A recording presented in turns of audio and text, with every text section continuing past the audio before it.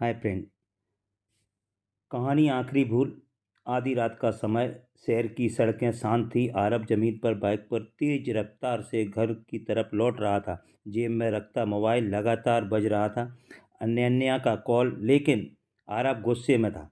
वह सोचा व्यापार बोलकर समर्थन टेंशन देती रहती है। उसके फ़ोन उठाया ही नहीं। फिर एक मैसेज आया, आरब तुरंत कॉल करो, ज़रूरी है। लेकिन आरब ने हेलमेट के अंदर से ही चिढ़कर कहा, ड्रामा ही करती रहती है, और मोबाइल निकालकर बिना सड़क देखे रिप्लाई टाइम करने लगा। उसी समय सामने से एक कार फुल स्पीड में जा रही थी।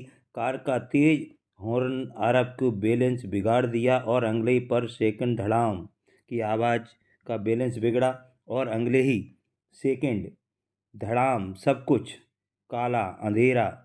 एक आवाज़ गूंज रही थी, आरब उठो बेटा।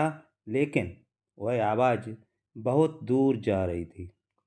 जब उसे होश आया, आंखें खोली, तो उसने अस्पताल की सफ़ेद छत देखी। सिर पर पट्टी, हाथों में फ्रैक्चर। डॉक्टर खड़ा था। आरब ने लड़खड़ाते हुए आवाज़ में डॉक्टर से पूछा, मेरे साथ क्या हुआ? डॉक्टर ने धीरे से कहा कि टक्कर बहुत ज़ोरदार थी, लेकिन तुम बच गए। एक बात और, हाँ, डॉक्टर ने झिझकते हुए आगे कहा कि जिस कार से तुम्हारा बाइक टकराई थी, किसी और की नहीं, तुम्हारे पिता की थी। आरब के दिल धड़कने लगा और भूल गया कि अपने तुरंत पूछा, पापा ठीक हैं? कहा वो। डॉक्टर गहरी सांस ले, उन्हें तुम बचा लिया, लेकिन खुद को नहीं बचा पाए। आरब ने कांच कांप चुपचाप हो गया। बिस्तर से उठकर नहीं पा रहा था।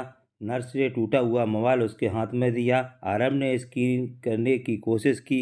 आखिरी लिखा मैसेज अभी भी नहीं लिख रहा था। हर बात का झगड़ा लिया करो। यह मैसेज को जैसे एक्सीडेंट से ठीक पहले टाइप कर रहा था।